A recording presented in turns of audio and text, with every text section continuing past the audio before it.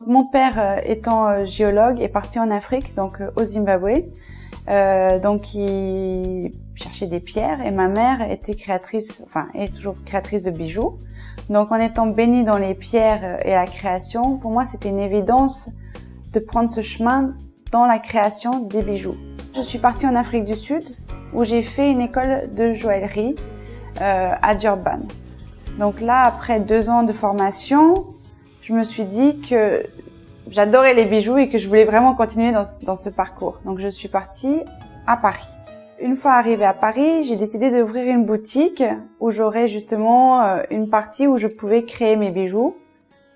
En tant que lauréate de la Fondation de la Banque Populaire, ça m'a permis de faire déjà une réunion créative où je pouvais justement voir le chemin que je voulais prendre. Ça m'a permis de créer donc une collection en joaillerie. Donc cette collection s'appelle Jardin Mystérieux, qui est une collection en or et en diamant. Et une fois que j'ai créé cette collection, vu qu'avant je travaillais vraiment qu'en argent, ça m'a vraiment fait un tremplin. Et du coup, je devais vraiment créer un écrin, donc la boutique, en harmonie avec cette collection.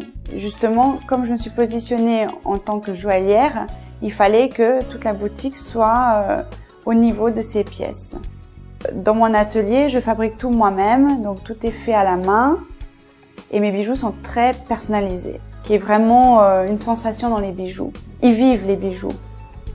La pièce symbolique de ma collection, c'est une manchette qui est justement aérienne, qui a vraiment la place pour rêver.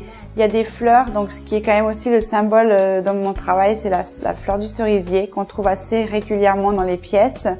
Et il y a vraiment le côté en effet de la sculpture. Mon rêve, c'est justement déjà de me faire bien connaître avec la marque Anaïs Rainer. Et ensuite, mon rêve, c'est d'être exportée aux États-Unis. J'aimerais vraiment pouvoir avoir un marché là-bas et bien sûr continuer à faire des collections en or.